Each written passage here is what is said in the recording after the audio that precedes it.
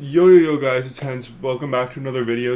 In today's video, I'm going to go over a little bit of ideas of when you should start investing for Team of the Year, who you should invest in, what you should be looking for, etc. etc. Now before I start this video, I do want to say if we can hit 500 subscribers before Christmas, I'll be doing a $25 Hot Point giveaway. If we can hit 1,000 subscribers, I will be doing a $50 Hot Point giveaway. So if you guys are interested in joining in on that, it'll be a subscriber only giveaway. So if you're interested, please drop a subscription down below. And if you enjoy this video, please drop a like. And that would be greatly appreciated. Could we aim for like 40 likes today? I want to say 40 likes is a good goal for today's episode. So if we can hit that, that would be greatly appreciated. Now let's hop over to NHL here and take a look at what we should be doing in advance to prepare for Team of the Year. So, Team of the Year last year and the year before that, basically as long as it's been coming out, has been six cards, one in each position. So left wing, right wing, center, left defense, right defense, and goalie. And I don't see it being any different this year. And also in the past, it has come out on January 1st. I think last year it came out a little bit early. I'm not sure if it came out at midnight on January 1st. I don't think it did. But I do know it came out very early on January 1st, before 5 o'clock. I think it came out around noon, so 12 p.m. Eastern time. Around then, I remember it coming out. So it does come out on January 1st, so we can prepare for that. So we're about, give or take, a month away from the event happening. Now, as you can see in my auction house here, I have about 47 items here, just stockpiled up, for like a bunch of fodder just stockpiled up. Now, I bought these cards last week on Wednesday when the market was really down, and on Friday, so the other day, when the market was down because of Black Friday packs, and I bought them because I knew that this event was a bad event. The MSPs in this event are kind of bad. The only one that would be even remotely worth making is Slavin, and even then he's not a very fun player to use, so people aren't really going to be making him. The one that people mainly are making is Mitch Marner because he's a Leaf, and people want to build a Leaf, but I don't really want to build Mitch Marner. I don't think his card is good whatsoever, so I'm going to stay away from him. Which means that this week is a very good week to invest in fodder, because when there's not a lot of good MSPs, people aren't going to be building them as much. And so the demand for the cards that build the collectibles for MSPs is going to go down. So as we can see, I've invested in a lot of fodder due to that reason. Now, here comes the debate. A lot of people have been coming into my Discord, link in the description down below, and asking me what which they should be doing with fodder if they bought fodder and they can't sell it right now because it hasn't gone up all too much, or if they should be holding it for Team of the Year. Here's what I will say. It is never a bad thing to hold for Team of the Year because it will be guaranteed profit. No matter what happens, the cards on Team of the Year, I can promise you, will be going for more than what they're going for at this very current moment. So if you want to start investing right now, you will make profit. However, it is a very long hold from right now. 1 month investing a lot of coins into fodder is a very long hold. And I would suggest, unless you have a lot of coins to work with to trade elsewhere, I wouldn't start investing in fodder right now, unless next week's event is horrible too. If next week's event is really bad, even worse somehow than this week, then I would invest in fodder, because that's 2 back-to-back weeks where people aren't making MSPs, so fodder is going to go way down. Plus, there's been a lot of supply this week, so I wouldn't say that it would be a bad idea to invest in fodder then for Team of the Year. So I would say yes, go ahead if next week's event is not very good. However, if next week's event is good, I would not invest in fodder.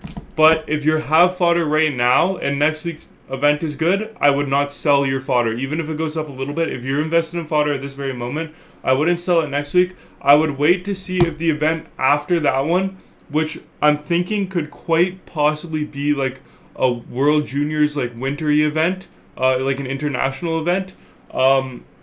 I think that event will bring a lot of attention, and those events are always really big and enjoyable for everybody because it's midwinter, everybody's going on Christmas break, everybody wants to play the game, they have more time now, and fodder tends to go up at that point in time. So what I would suggest is that you invest in fodder or if you're gonna invest in fodder, I would sell it if we have back-to-back good events. And if we don't have back-to-back good events and you're still invested in fodder, then I would hold it until Team of the Year. Okay, so any point where we have back-to-back events, I would hold it till Team of the Year. And until then, yeah, like just don't sell your fodder unless you have good back-to-back events. However, if we pass like the halfway point in December, so like December 16th onward, I would hold on to your fodder at that point, because I have a feeling that people are going to start investing and fodder is going to gradually start going up. So if you're going to start investing in fodder, I would start investing if next week's event is a bad event. Okay? If next week's event is a good event, I would hold off investing for that week. If the week after is another good event, I would hold off investing until the week after that. But if next week's event is good and the week after that is bad, then I would invest on that bad week. Okay? So I'll keep you updated through my videos as I upload them, but for the most part, you want to be investing in fodder on weeks where events are bad and there's not a lot of stuff to do with fodder. And you want to be selling fodder on weeks that events are good, and you can make a lot of coins on that fodder. So right now, I'm going to hold mine. I might hold it until Team of the Year because, as you can see, I have 500K still to work with. However, 500K is not all too much in this current economy. So I would say that I might sell some of my fodder, maybe half of it. Some of the 85s that I have, if they hit 11.5K, I think that's my target to sell. And when you're holding on to fodder, I would say set a target for what you want the prices to hit. And if they hit that price, don't question yourself, just sell it. So make a price right now where you say, if they hit this price, I'm going to sell it. Don't question it, just sell it, because there's a good chance that I won't ever hit that price again. And my guesses on Team of the Year this year is that it's actually going to be a worse Team of the Year than years prior. I think there's going to be less cards that people are in demand for that are endgame cards. I think that the Team of the Year is going to be Shesterkin, who I don't think a lot of people are going to want because he's short. Makar and Yossi. Makar for sure people will want. Yossi is an iffy one depending on his stats, but I think a lot of people are going to make Yossi. But it's not Hedman. It's not a must-do. So if you don't make Yossi, it's not the end of the world. So I think people will be focused more on Makar because he's very good this year. McDavid, obviously, people are going to focus on him. And then the wingers are going to be like Kaprizov, Gaudreau, Kachuk, like one of those, Huberdeau even, one of those wingers, depending on who has a better start to the season. Maybe even Mitch Marner could get one.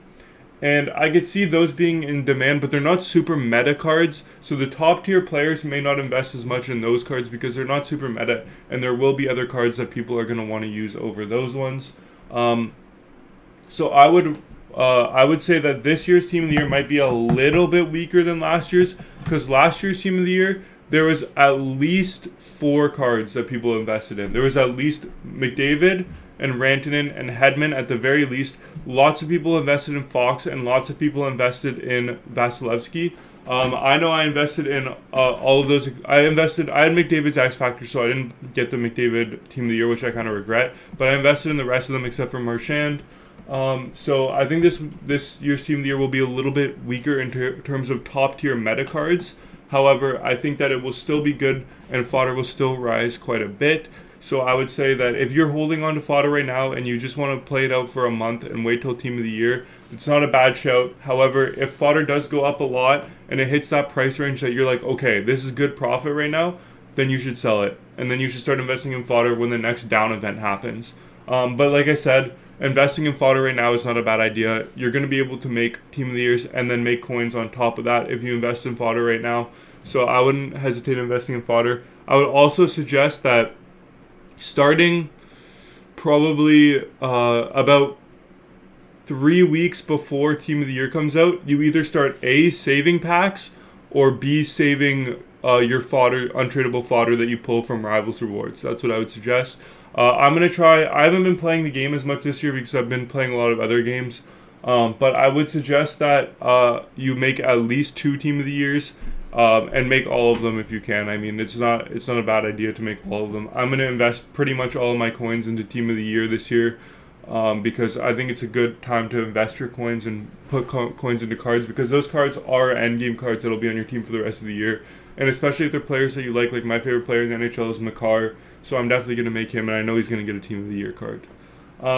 So, if this video helped you guys at all, thank you guys so much for watching.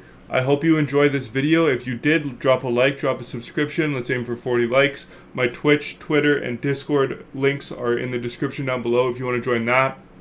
My Discord's been getting really active lately, so if you want to chat in there with some of my subscribers and my followers on Twitch, then you can do that. I'm going to try to aim to stream a little bit over the coming week, maybe once or twice this week. I'm not sure if it'll be only NHL, but I might stream a little bit of Call of Duty because I am a semi-pro Call of Duty player. I play collegiate level Call of Duty, which might sound cringe to some of you guys. I would understand that, but it's basically like NCAA Call of Duty. So I might be playing a little bit of that. I also play college level hockey for my school. My school doesn't have a university level team. It only has a college level team, so I play goalie for my school's team. So I am pretty busy, which is why I didn't upload a video yesterday. But again, thank you guys so much for watching. I hope you enjoyed this video, and I will see you in the next one. Bye, guys.